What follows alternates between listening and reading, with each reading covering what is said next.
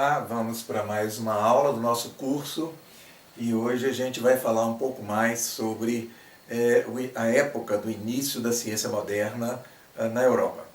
Na aula passada a gente falou de Gengis Khan e a gente comentou sobre o império enorme dos mongóis, da atuação de Gengis Khan e do eixo inovação e comércio, né, que ele adotou na administração desse imenso território. Nós também falamos, né, do início do capitalismo na Europa, quando houve uma retomada dos mercados nos burgos, nos pequenos burgos. E à medida que, né, esses mercados iam ficando mais importantes, devido ao aumento de produção nos feudos, os burgos iam se tornando mais importantes por causa das feiras. E é nesse processo, né, de retomada dos burgos, de crescimento dos burgos e de retomada das feiras, né, que vai acontecer o surgimento de uma nova classe. E era a classe de empreendedores, os burgueses, aqueles que iam atrás das oportunidades que as feiras ofereciam e acabavam organizando a produção de uma maneira diferente. E eles empregavam gente que então passou a vir dos feudos e essa turma foi abandonando os feudos e indo para as cidades. Então, à medida que os burgueses foram ficando cada vez mais ricos, eles começaram a ocupar um outro lugar na sociedade europeia e aí, né, com o desenvolvimento do capitalismo, eles vão querer novos direitos, novas maneiras de ver a cultura. E então é dentro desse contexto que começa a acontecer, mais ou menos por volta de 1200, que a gente vai ver o início do capitalismo e o caminho, né, cultural, a caminhada cultural até a produção da ciência moderna. Bom, vale ressaltar aqui, né, eu já falei na outra aula da Itália num lugar privilegiado para o comércio e do momento em que a Itália vai sair na frente, né, como o desenvolvimento do capitalismo e como um combate ao feudalismo, ou pelo menos à cultura feudal, né, vale ressaltar a atuação de São Tomás. Então São Tomás, ou Tomás, né, da cidade de Aquino, ele nasce em 1225 e eu já falei dele no nosso curso. Ele tem um papel muito importante, que ele traz para a Europa, São Tomás vai trazer para a Europa o Aristóteles. Então, assim como Agostinho, lá no início da Idade Média, antes um pouquinho da queda de Roma, ele se converte ao cristianismo e ele leva Platão para o cristianismo devido, inclusive, à própria cultura do Agostinho, né? Ele era um professor de filosofia naquela época, tinha lecionado em Roma, ele era de Hipona, uma cidade na Argélia. Tomás, ele vai ter um papel semelhante, mas séculos depois, né? 700 anos depois de Agostinho, agora é a vez de Tomás. E ele vai levar para a Europa, curiosamente, o Aristóteles. Ele vai levar o Aristóteles para a cristandade. Ele vai ter o mesmo papel de Agostinho. Ele vai levar o Aristóteles dizendo que Aristóteles seria cristão se não fosse, né, se ele não tivesse nascido 400 anos antes de Cristo. Né? Então, nessa época, né, Tomás me parece que buscou, né, os livros de Aristóteles a partir das traduções árabes. Era uma coisa rara na Europa, eu não sei quanto que ele teve acesso às obras de Aristóteles pelos monges copistas, né, que ficavam copiando os livros nas abadias, e quanto que ele buscou realmente dos árabes, né, das traduções para o árabe, do grego, e aí ele teria que traduzir agora do árabe, alguém traduzir para ele do árabe para o latim. Né? Mas ele é um sujeito bastante importante, porque ele é muito respeitado, né?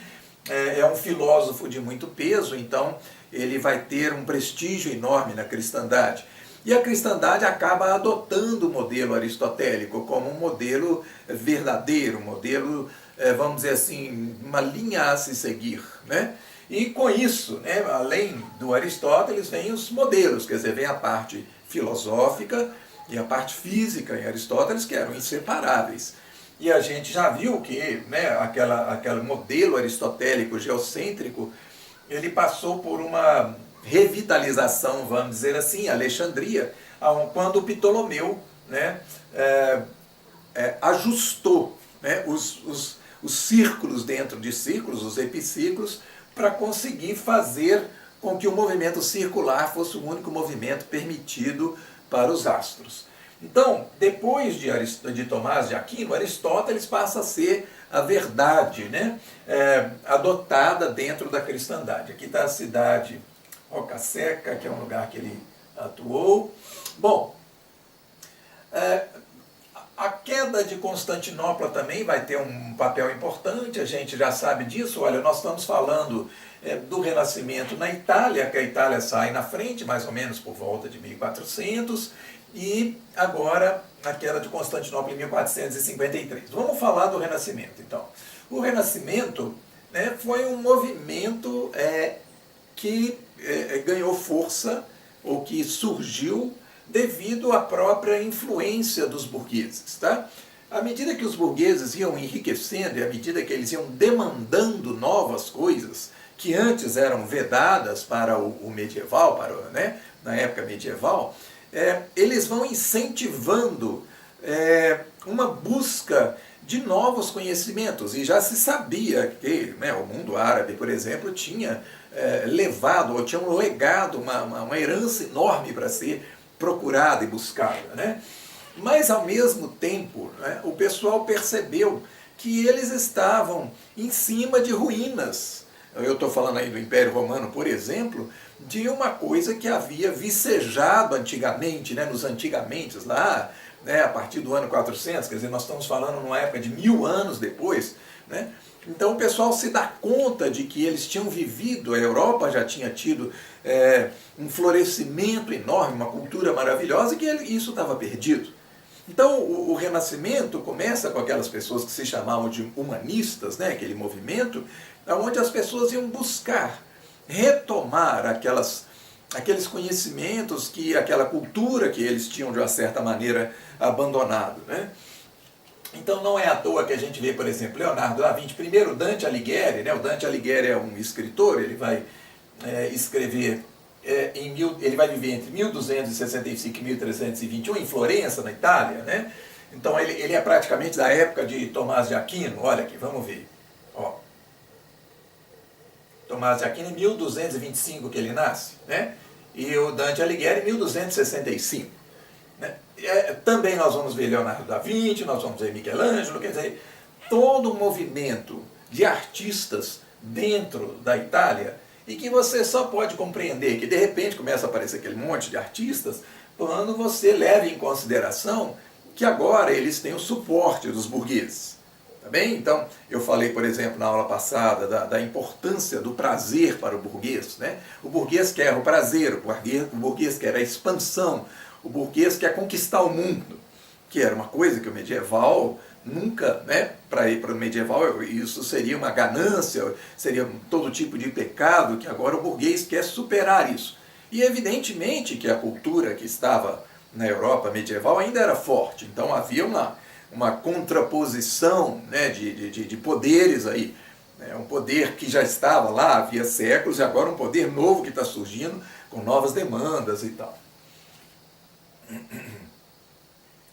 Então, como eu falei, né, a Itália era um lugar que estava numa posição privilegiada devido ao comércio que passava por Constantinopla. Né? Então, a Rota da Seda passava por lá, chegava em Constantinopla, e daqui para a Itália, e da Itália para a Europa. E eu ressaltei na aula passada que esse comércio só fazia sentido se realmente a Europa tivesse desejo de consumir os objetos que vinham, né, da Rota da Seda, mas ao mesmo tempo tivesse também mercadorias para mandar de volta, para mandar para a Rota da Seda, alguma coisa que interessasse aos orientais. Né? Evidentemente, o comércio é de um lado e do outro. Bom, vamos aqui agora acompanhar uma história bastante curiosa que vai acontecer, se eu não me engano, em 1417. Tá? Naquela época, o Papa se chamava, curiosamente, João 23. Né? E esse Papa, ele teve sérios problemas. Ele era acusado de muita corrupção e ele tinha um sujeito que era o seu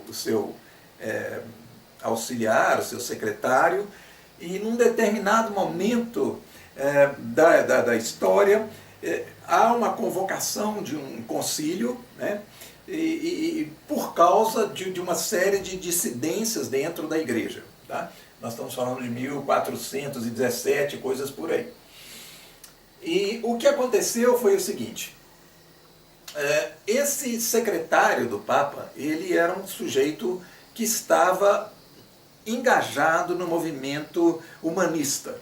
Ou seja, ele estava interessado nas relíquias, nos livros do passado. E ele vai para na Alemanha, né, o Papa sai de Roma e vai à Alemanha, esse congresso, esse encontro que esteve lá. E curiosamente, ele era o secretário do João 23 e o João 23 sai preso do congresso. Eles acabam, né, condenando-o lá. Né? Ele tem que perder o papado. E, inclusive, esse nome João 23, né, porque cada papa que escolhia o nome João, né, ia acrescentando um número. Então, João 21, João 22, João 23, desde o João, né, primeiro João. Né? Bom, então, por que esse Papa João 23 foi destituído? O número 23, ele retornou ao Vaticano. E ele só vai ser, né, só vai existir um outro Papa João 23 do século XX. Então, né, de 1417 até o século XX, né, o nome 23, né, o nome João 23, ele ficou guardado lá esperando um novo João. Tá? Bom, isso é só um detalhe. Na verdade, o secretário dele, quando sai da Alemanha e quando vê que agora ele estava desempregado, né, em vez de voltar para casa e procurar, né, parentes, novas oportunidades, ele era um sujeito que tinha uma caligrafia muito boa, então ele tinha emprego sempre garantido, porque, né, os documentos, os livros eram todos escritos à mão ainda, então precisava de boa caligrafia. Esse sujeito, então, ele resolve fazer uma viagem. E nesta viagem que ele vai fazendo, ele vai visitando os mosteiros dentro da Alemanha à procura de livros antigos que vinham sendo copiados pelos monges há séculos e séculos e séculos, né? Então, por quê? Porque se não copiasse, perdia-se o livro. E aí ele vai encontrar um livro muito interessante, né, que se chama Rerum Natura, um livro lançado por Lucrécio, olha só, entre 99 e 55 a.C. Então, esse Lucrécio, naquela época, ele escreveu um livro retomando dois pensadores a partir de 347 a 270, aqui nós temos o Epicuro, um pensador grego. Tá? Nós estamos aqui ainda, olha, Epicuro viveu, ele ainda estava vivo quando o Alexandre estava fazendo as grandes conquistas dele, né? Alexandre o Grande. E o Lucrécio, né, escreve esse livro retomando Epicuro. Tá? Então, o livro do Lucrécio que foi encontrado chama-se A Natureza das Coisas. Né? E nessa natureza das coisas, ele se refere, ele pega e retoma a filosofia de Epicuro, que era da cidade de Samos, lá no sul, hoje é sul da Itália. Né? Então, o Epicuro viveu entre 341 e 270.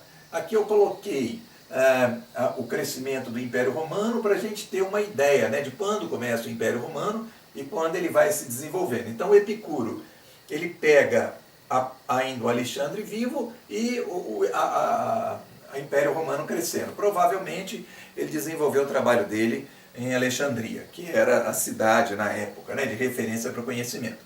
Então, o Epicuro vai ficar mais ou menos esquecido e o Lucrécio vai retomar a filosofia dele. Bom, então as informações que eu estou trazendo para vocês, elas aparecem no livro bastante interessante, chama-se A Virada, né? O Nascimento do Mundo Moderno. Deste autor aqui, ó, Greenblatt, Steven Greenblatt. Né? Esse autor vai defender que aquele livro teve uma importância crucial, e nós vamos ver por quê, no desenvolvimento do pensamento científico. Eu acho que a contribuição do livro é inegável, e ele vai mostrar que vários pensadores começam a ler este livro, né, o livro do Lucrécio, tá? Mas nós vamos ver que teve também outras, evidentemente, né, outras influências no nascimento da ciência moderna. Mas o que estaria dizendo, né, o Lucrécio, e o que o Lucrécio estava dizendo de Epicuro? Vamos ver. Então, aqui estão mais ou menos as linhas gerais do pensamento de Epicuro, que é reproduzido no livro do Lucrécio, tá? Porque nós não temos o livro do Epicuro. Tudo é composto de partículas invisíveis. Então, a ideia de que o universo é feito de partículas, tá? As partículas elementares da matéria são eternas. Vocês podem ver que nós estamos falando do átomo, nós estamos falando então de um atomismo de 300 anos antes de Cristo. Então a ideia de que os átomos são eternos, tá? Os átomos são em número infinito, mas limitados em forma e tamanho. Então, nessa ideia do Epicuro, haveria infinitos átomos espalhados pelo universo, né, e eles comporiam todas as coisas seriam feitas de átomo, e os átomos variariam na forma e no tamanho. Então, uma coisa tem uma configuração ou outra dependendo da forma do átomo dessa coisa. Todas as partículas estão em movimento em um vazio infinito. Então aqui, essa afirmação, ou essa tese desse livro, ela coloca então, né, em evidência a existência do vácuo. E Aristóteles, né, mais anteriormente, quer dizer, um pouco antes, havia proibido, né, a ideia do átomo. Para Aristóteles, o átomo era impossível. Mas o Epicuro retoma essa ideia. Então os átomos estariam movimentando-se no vazio, no vácuo. Tudo vem a ser resultado de uma virada. As partículas se movem randomicamente, ou seja, as partículas se movem aleatoriamente, não é? E, de repente, né, as partículas numa determinada configuração, elas criam uma realidade. Quer dizer, uma realidade que apareceria da necessidade, né, vamos dizer assim, da teoria matemática, por exemplo, das probabilidades, né? Então, de repente, uma coisa vira árvore, de repente, uma coisa viraria uma outra coisa. Quer dizer, na verdade, né, a própria vida teria uma composição a partir de uma virada, né? Quer dizer, de um movimento das partículas, né? Ou de um engajamento das partículas no infinito movimento que elas tinham. A virada é fonte do livre-arbítrio, né? Quer dizer, a virada seria, de uma certa forma, aleatória, né? A natureza experimenta incessantemente. Olha que coisa maravilhosa, isso dito 300 anos antes de Cristo, né? Isso vai inspirar mais tarde, evidentemente, aí a teoria do evolucionismo. Quer dizer, a ideia de que a natureza o tempo todo está colocando novidades e experimentando novidades. Quer dizer, os átomos estão se agrupando e se reagrupando e se compondo e se recompondo. O universo não foi criado para ou em torno dos humanos. Então, isso desloca, né, a importância do ser humano. Quer dizer, o ser humano não é o centro mais das coisas. Os seres humanos não são únicos no universo. A sociedade humana começou como uma batalha primitiva pela sobrevivência. Vê se isso não é uma ideia bem moderna, né? E a alma morre. Então, o Epicuro acreditava que no desaparecimento, quer dizer, uma vez que os átomos compõem uma pessoa, né, morta a pessoa, tudo desaparece. Não há vida após a morte, é o resultado disso, né? A morte não é nada para nós. Então, olha, o Epicuro, ele defende, né, já um ateísmo lá na época dele, no seguinte sentido: olha, a gente sabe que a gente vai desmanchar. a gente sabe que a gente vai desaparecer. Então, o que nos resta é aceitar esse desaparecimento com serenidade, aproveitar a vida ao máximo, tentar levar a vida da melhor maneira possível e conformar-se com a ideia de que nós vamos perder tudo. Isso é, vamos dizer assim, bastante contemporâneo, quer dizer, esses ateísmos modernos, esses movimentos de ateísmo moderno retomam essa ideia do Epicuro. As religiões organizadas são ilusões supersticiosas, evidentemente, né? Quer dizer, uma religião, então, estaria baseada numa ilusão. As religiões são invariavelmente cruéis. Então, olha, o sujeito está dizendo isso 300 anos antes de Cristo. Quer dizer, na percepção dele, né, as religiões todas seriam sustentadas por algum tipo de certeza, e essa certeza levaria à crueldade contra aquele que não compartilha as mesmas crenças, né, daquele crente. Então, é válido, por exemplo, você matar o outro porque o outro não pertence à sua religião, não comunga com você as suas crenças. Não existem anjos, demônios ou fantasmas. O objetivo mais elevado da vida humana é a ampliação do prazer e a redução da dor. Essa é uma tese também que vai ser adotada, né, por filósofos mais adiante na história, quer dizer, isso de 300 a.C., lá no século XIX vai surgir a ideia do pragmatismo, baseado exatamente nisso, quer dizer, o objetivo da vida é aumentar o prazer e diminuir a dor, né? Imagina quanto que isso, lembrando da aula passada, quanto que isso vai de encontro ao medieval, né? Quer dizer, o medieval acreditava em uma relação de dor, né? Ou numa comunhão entre a dor física e a dor do Cristo. Então, para o medieval, a dor era uma maneira de sentir a dor, era uma maneira de estar, de uma certa maneira, ligado ao sofrimento do Cristo na cruz. Isso aqui, e essa fala, essa frase, ela está dizendo o contrário, né? O objetivo da vida é ampliar o prazer, né, e reduzir a dor. O maior obstáculo do prazer não é a dor, é a ilusão. Então, a dor é inevitável, né? Mas a ilusão, e aí eu estou falando, vamos, né? Isso, ele está falando 300 anos antes de Cristo, mas para um moderno que lesse isso aqui, olha, ele vai dizer essa ideia de você comungar, né, a sua dor física com a dor do Cristo é uma ilusão. E é isso que se opõe ao prazer. Então, imagina uma coisa dessas, uma série de teses dessas, sendo copiadas, até copiadas, dentro de uma abadia durante a Idade Média, né? Isso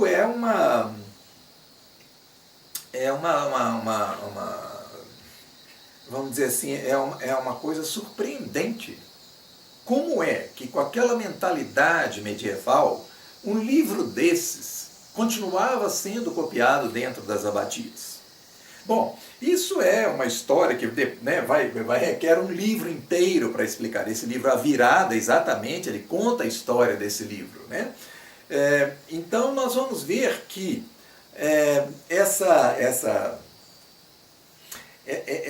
continuidade do livro ao longo dos séculos, ela tinha tudo a ver com, primeiro, o ato de copiar para os monges que viviam nas abadias, ele era um ato de um exercício obrigatório. Então, o monge necessariamente ele não copiava para compreender aquilo que ele estava copiando. Ele copiava como um exercício diário que ele tinha que fazer para ocupar a mente.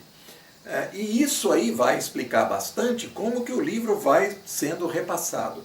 Outra coisa importante é que, apesar de, nas abadias, eles terem acesso a esses tipos de obra, né, e até copiar a obra, não havia um debate, não se fomentava entre os monges um debate sobre aquilo que eles estariam copiando.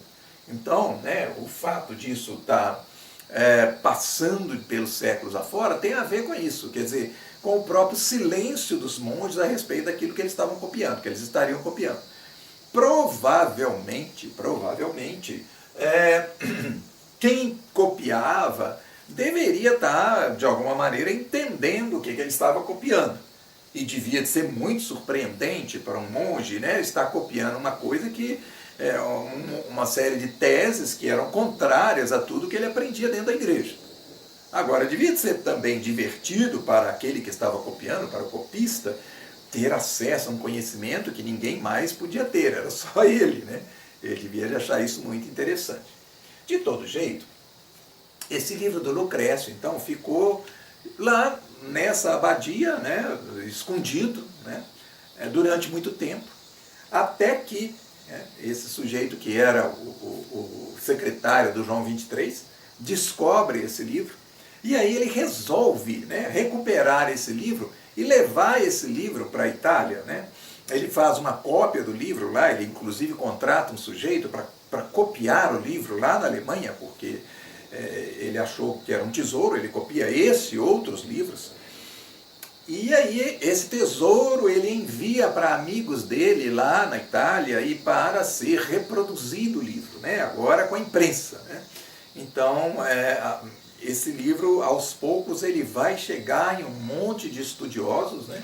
E ele vai cumprir um papel muito importante. Claro que, né, um pouco mais tarde, quando se viu, né, o tanto que esse livro estava ganhando importância, ele acaba sendo proibido, né? Mas aí o estrago já tinha sido feito. Quer dizer, imagina isso caindo num ambiente onde as pessoas estavam exatamente no momento de virada, no momento de uma cultura que estava se renovando e ávida por retomar, né, as descobertas do passado. Então aqui está uma das fontes, né, de onde esse passado foi sendo recuperado. E como eu falei na aula passada, também outra fonte, e comecei a falar hoje, eram os livros de tradução do árabe, né? Então aos poucos vai chegando, especialmente na Europa, e em especial na Itália, vai chegando um conjunto de obras, né? Os burgueses vão fundando universidades, eles querem que os filhos deles tenham melhor qualidade de estudos, né? E então vai se configurando uma outra Europa aos poucos. A gente viu também a tomada de Constantinopla, quer dizer, quando Constantinopla foi tomada, houve uma ameaça da Rota da Seda. Ela foi tomada, na verdade, pelos otomanos, os turcos otomanos, que eram muçulmanos. Então, o problema da tomada de Constantinopla, e Constantinopla a partir daí chamou-se Istambul, e é Istambul até hoje, né? E pertence à Turquia, que é muçulmana, o problema é que, de repente, a Europa Ocidental, os burgueses especialmente, apesar de dar continuidade ao comércio com a Rota da Seda, eles ficaram preocupados com eventuais retaliações dos muçulmanos, proibições, impostos e coisas desse tipo. E foi por isso, né, que tornou-se uma alternativa viável procurar um outro caminho para chegar até a Índia, até a China, né, a retomar o comércio com o Oriente, e esse caminho estava se mostrando viável, né, ou pelo menos o pessoal pensou que seria viável passar, sair da Europa, e aí no caso beneficia-se Portugal e Espanha, que já estavam ali na Península Ibérica, e atravessar pela África até chegar ao Oriente. Então, isso a gente aprende desde quando a gente é criança, né, no ensino fundamental, o papel aí de Portugal e Espanha, né, que acabam descobrindo um novo continente, né, muito grande. Quer dizer, novamente entra para a Europa essa percepção de que o mundo era muito mais amplo do que os medievais sequer poderiam imaginar.